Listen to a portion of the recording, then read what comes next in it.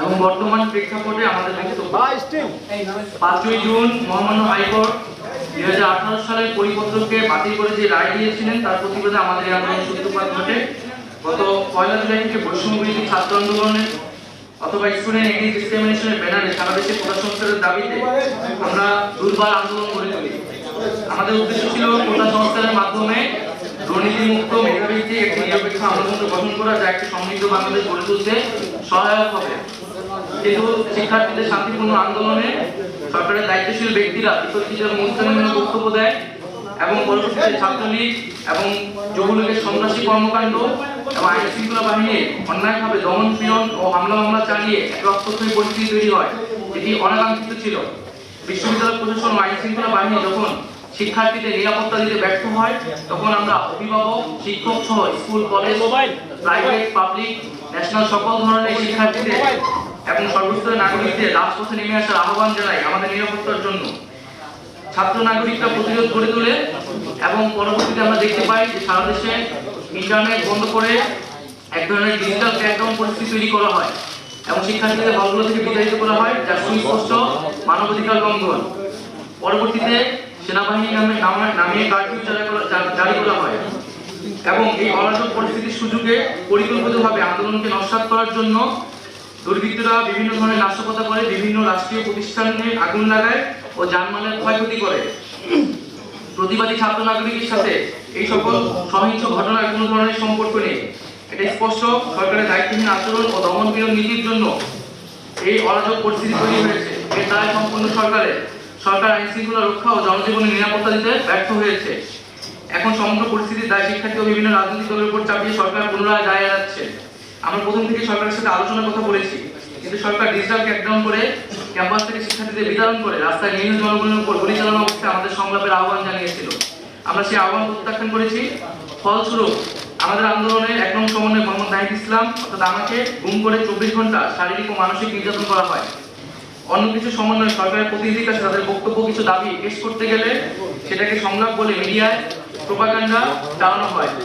গুম, গ্রেফতার, propaganda, digital crackdown, curfew, রাষ্ট্রযন্ত্রের সকল শক্তিকে ব্যবহার করে সরকার বৈষম্যবিরোধী ছাত্র আন্দোলন ও প্রতিবাদী ছাত্র নাগরিককে ছত্রভঙ্গ করে দেওয়ার চেষ্টা করেছে। করে এখন কোটা সংস্কারের প্রজ্ঞাপন দিয়েছে।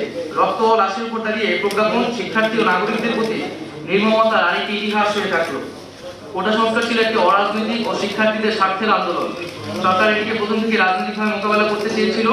সরকার বিরোধী, মুক্তিযুদ্ধ বিরোধী, রাজাকারের সন্তান নানান ত্যাগ দিয়ে স্বতঃস্ফূর্ত আন্দোলনকে নস্যাৎ করার চেষ্টা করা হয়েছিল। এত কিছুর পরে আমরা মনে করি মহামান্য সুপ্রিম কোর্ট শিক্ষার্থীদের পক্ষে কথা বলেছেন। সেই অনুযায়ী সরকার প্রজ্ঞাপন দিয়েছে। কিন্তু আমরা সুস্পষ্টভাবে বলতে চাই, কোটা ব্যবস্থার অন্যতম প্রধান স্টেক হোল্ডার হচ্ছে আন্দোলনরত শিক্ষার্থীরা এবং পাশাপাশি অন্যান্য কোটা যারা প্রায় তারাও এই কোটা ব্যবস্থার একটি স্টেক হোল্ডার একজন। সেই স্টেক হোল্ডারদের সাথে আলোচনা সংলাপ ব্যতীত এই ধরনের প্রজ্ঞাপন সমীচীন নয়।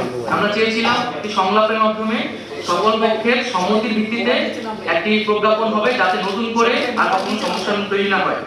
সংলাপের যথাযথ পরিবেশ তৈরি করে শিক্ষার্থীদের অংশগ্রহণ নিশ্চিত করে কোটা সমস্যার চূড়ান্ত সমাধান আমরা চাই। আমরা সংবিধান অনুযায়ী অনগ্রসর জনগোষ্ঠীর জন্য কোটা ব্যবস্থার কথা বলেছিলাম।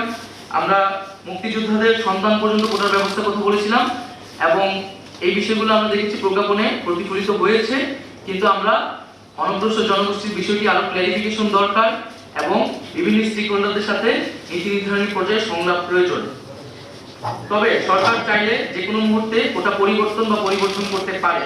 তাই কোটা ব্যবস্থার সুষ্ঠু বাস্তবায়ন, ব্যবস্থাপনা ও তদারকির জন্য একটি স্বাধীন কমিশন গঠন করতে হবে, যেখানে প্রাসঙ্গিক অংশীদারদের প্রতিনিধিত্ব থাকবে। কোটার যে কোনো পরিবর্তন কমিশনের সুপারিশ সাপেক্ষে হতে হবে। কোটা সংক্রান্ত আমাদের আরো বক্তব্য আছে, যেগুলো আমরা সংলাপে সরকারের কাছে তুলে ধরতে চাই, কিন্তু তার আগে সংলাপের যথাযথ পরিবেশ তৈরি করতে হবে। গত কয়েক সপ্তাহে রক্তক্ষয়ী পরিস্থিতিতে সারা দেশে কয়েক শত ছাত্র নাগরিক শহীদ হয়েছে এবং কয়েক হাজার লোক আহত হয়েছে। হতাহতের সঠিক সংখ্যা এখনো পাওয়া যায়নি। অনেক বাবা এখনো সন্তানের লাশ খুঁজে বেড়াচ্ছে। এত রক্তের উপর দাঁড়িয়ে আমরা কোটা সংস্কার চাই না। আমরা সকল হতাহতের বিচার চাই। আমাদের আহ্বানে সকল শিক্ষার্থী এবং নাগরিকরা রাজপথে নেমেছিল। আমরা জনগণের কাছে বলতে চাই যে আমরা জনগণের সাথে আছি। আমাদের চূড়ান্ত দাবি ক্যাম্পাসগুলো খুলে সকলের সাথে আলোচনা করে আমরা জাতির সামনে পেশ করতে চাই। আমরা এখন নিরাপত্তাহীনতায় আছি। আমাদের বাসায় পুলিশ, ডিবি এবং গোয়েন্দা সংস্থার বিভিন্ন লোক যাচ্ছে। সারা দেশে নির্বিচারে মানুষকে গ্রেফতার করা হচ্ছে। আমরা এই পরিস্থিতির অবসান চাই। নিরাপত্তা বাহিনীর কাছে আমাদের আহ্বান থাকবে, ছাত্র জনতার মুখোমুখি আর দাঁড়াবেন না, আর একটি গুলিও যাতে কাউকে হত্যার উদ্দেশ্যে না ছোড়া হয়। এবং আমরা স্পষ্ট করে বলতে চাই, সারা দেশে যে সকল মানুষেরা শহীদ হয়েছে, আহত হয়েছে, আমরা তাদের পাশে আছি, শেষ পর্যন্ত থাকবো। কিন্তু এখন যেহেতু ইন্টারনেট নাই এবং আমাদের সমন্বয়কদের এখনো আমরা অনেকে খোঁজ পাচ্ছি না, তাদের সন্ধান পাওয়া যাচ্ছে না, এই অবস্থা দ্রুত পরিত্রাণ করতে হবে। আমরা সকল সমন্বয়কদের নিয়ে এবং আন্দোলনকারী বিভিন্ন বিশ্ববিদ্যালয়ের শিক্ষার্থীদের নিয়ে জনমতের ভিত্তিতে আমাদের আরো কিছু দাবি দেওয়া আছে এবং এই দাবি দেওয়াগুলো নিয়ে আপনাদের মধ্যে নানা ধরনের বিভ্রান্তি হয়েছে আমরা শুনতে পেয়েছি।